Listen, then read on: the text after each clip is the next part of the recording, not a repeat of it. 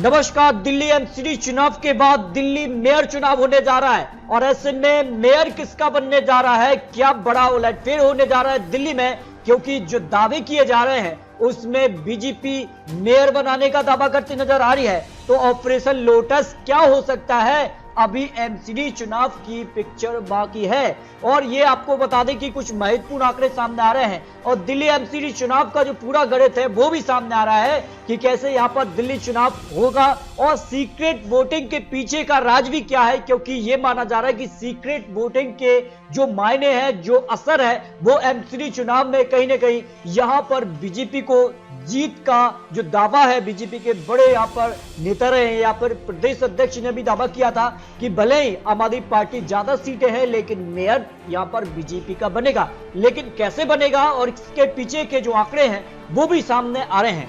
अब चेयर के मेयर का खेल शुरू हो चुका है और कुछ ही दिनों में यहाँ पर जो है मेयर के लिए वोटिंग होने वाली है, जिसमें पार्षद, सांसद और यहाँ पर माना जा रहा है कि विधायक जो यहाँ पर वोटिंग करेंगे। लेकिन विधायक वोटिंग करेंगे या नहीं ये केंद्र सरकार तय करेगी, क्योंकि जो फैसला है वो यहाँ पर आना बाकी है। तो यहाँ पर सारा जो खेल है वो बीजेपी के पाले में जाता है और बीजेपी कहीं ना कहीं यहाँ पर दिल्ली एमसीडी चुनाव में खेला कर सकती है। लेकिन बीजेपी यहाँ पर आम आदमी पार्टी कौन बनेगा मेयर, आम आदमी पार्टी के पास बहुमत का आंकड़ा है तो बीजेपी के पास भी वो आंकड़ा मिल सकता है, क्योंकि ये माना जाता है कि दिल्ली में जो एमसीडी चुनाव है इसमें पार्षदों की जो वोटिंग होती है इसमें पता नहीं रहता कि किस पार्षद ने किसको वोटिंग की है, बीजेपी को की है या फिर आम आदमी पार्टी को की है। सीक्रेट वोटिंग का फायदा बीजेपी को मिल सकता है। कई पार्षदों का माना जा रहा है कि पार्टी छोड़ सकते हैं, दल बदल कानून लागू नहीं होता है। ऐसे में जो रिजल्ट रहे थे आम आदमी पार्टी के पक्ष में रहे थे, गुजरात में बीजेपी की लहर, लेकिन हिमाचल में कांग्रेस, तीन यहाँ पर जो चुनाव थे तीनों ही अलग अलग दिशा में यहाँ पर चुनाव नतीजे गए। लेकिन दिल्ली में अभी खेला बाकी है, तो कौन यहाँ पर बाजी मारेगा, क्योंकि बीजेपी इससे पहले भी खेला कर चुकी है, उसके आंकड़े और दिल्ली एमसीडी चुनाव के भी आंकड़े। क्योंकि माना यह गया था कि कुछ पार्षदों ने पार्टी छोड़ी और यहां पर आम आदमी पार्टी में चले गए, फिर वे कांग्रेस में आ गए और ये माना जाए कि बीजेपी सीक्रेट तौर पर कहीं ना कहीं दिल्ली एमसीडी चुनाव में खेला कर सकती है। बीजेपी के पास 104 यहां पर पार्षद हैं, तो बीजेपी के पास 10 सांसद भी हैं जो इस चुनाव प्रक्रिया में शामिल होंगे। इसके अलावा माना यह जा रहा है कि कुछ विधायकों को भी यहाँ पर जो है मनोनीत किया जाएगा।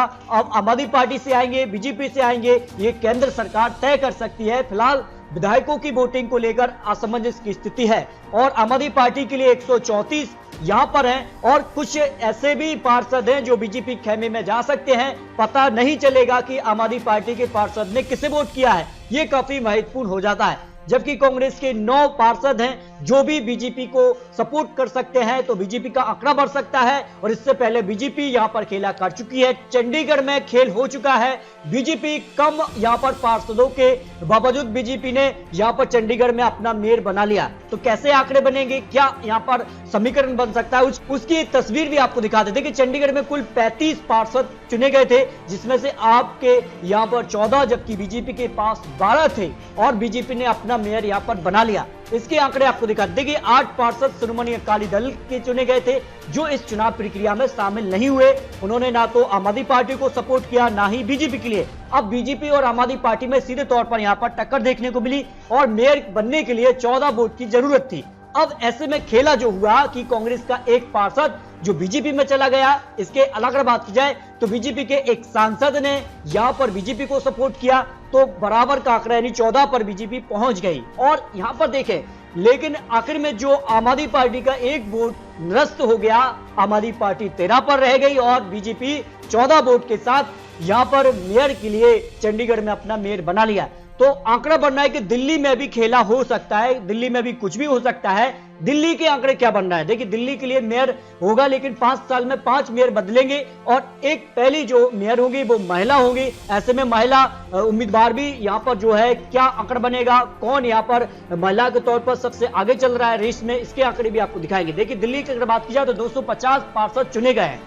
इसके अगर बात की जाए तो 7 लोकसभा और 3 राज्यसभा सांसद के वोट करेंगे तो कुल मिलाकर आंकड़ा बन जाता है 260, यानी 131 वोट जिसके पास होंगे वो मेयर के लिए यहाँ पर चेयरमैन बन जाएगा। लेकिन यहाँ पर बात की जाए तो यहाँ पर पार्षदों के टूट की संभावनाएं सबसे ज्यादा लगाई जा रही हैं, क्योंकि जो सीक्रेट वोटिंग होगी वो यहां पर काफी महत्वपूर्ण हो जाती है। उस वक्त पार्षद किसको वोट करेंगे वो काफी महत्वपूर्ण है, बीजेपी को सपोर्ट करते हैं या फिर आम आदमी पार्टी को, तो यहां पर काफी बड़ा खेला हो सकता है। 3 निर्दलीय भी हैं जो बीजेपी को वोट कर सकते हैं, जो अनुमान यहां पर लगाया जा रहा है। इस तरह से अगर बात की जाए तो आम आदमी पार्टी बीजेपी में कड़ा मुकाबला मेयर के लिए हो सकता है, जो अनुमान यहां पर दिखाई दे रहा है। फिलहाल आंकड़ों में बात की जाए तो आम आदमी पार्टी के पास पूर्ण बहुमत है और यह बहुमत बरकरार रहता है वोटिंग तक। तो फिर आम आदमी पार्टी से जिन नामों की चर्चाएं हो रही हैं सबसे आगे, उनमें प्रेमिला गुप्ता का नाम सबसे आगे चल रहा है। काम दिल्ली महिला आयोग की पूर्व सदस्य है। सीट की बात की जाए तो तिमारपुर वार्ड क्रमांक 11 से वो चुनाव जीत गई हैं, तो उनका नाम यहां पर मेयर के लिए सबसे आगे चल रहा है। इसके लिए अगर बात की जाए तो आम आदमी पार्टी से ही सारिका चौधरी का नाम भी आम आदमी पार्टी से सबसे आगे चल रहा है। पार्टी की संस्थापक सदस्य हैं, दरियागंज वार्ड क्रमांक यहां पर 142 से चुनाव जीत चुकी हैं, तो इनका नाम भी आम आदमी पार्टी से आगे चल रहा है। इसके लिए अगर बात की जाए तो नाम निर्मला कुमारी दिल्ली इकाई के अध्यक्ष हैं। विकासपुरी वार्ड क्रमांक 112 से यहां पर इन्होंने चुनाव जीता है और इनका नाम भी मेयर के लिए आगे दिखाई दे रहा है। इसके अलावा बात की जाए तो प्रियंका गौतम काम SC/ST विंग की उपाध्यक्ष हैं। विकासपुरी वार्ड क्रमांक 194 का ये इन्होंने जीत हासिल की है, तो इनका नाम भी सबसे आगे दिखाई दे रहा है। इस तरह से अगर बात की जाए तो आम आदमी पार्टी से जिन नामों की चर्चा है, महिला ही यहाँ पर पहली यहाँ पर मेयर होंगी, चाहे बीजेपी से हो या फिर आम आदमी पार्टी से। इस तरह से अगर बात की जाए तो आंकड़े काफी चौंका रहे हैं। सीक्रेट वोटिंग काफी महत्वपूर्ण हो जाती है, वो पार्षदों को काफी महत्वपूर्ण। इसके लिए अगर बात की जाए तो सांसद और विधायक भी यहां पर, क्योंकि अब 3 नगर निगम को मिलाकर 1 निगम कर दिया है, तो ऐसे में कितने विधायक यहां पर जो है वोटिंग के लिए यहां पर आगे आएंगे उसका फैसला आने वाले वक्त में होगा। तो ऐसे में माना जा रहा है कि यहां पर दिल्ली MCD चुनाव के लिए वोटिंग कभी भी हो सकती है, जो अनुमान यहां पर लगाया जा रहा है। तो दोस्तों आपको क्या लगता है, क्या सीक्रेट वोटिंग के जरिए आम आदमी पार्टी को फायदा होगा या फिर बीजेपी को? आम आदमी पार्टी क्या दिल्ली में मेयर बना पाएगी या फिर बीजेपी खेला करेगी? ये आने वाला वक्त ही बताएगा।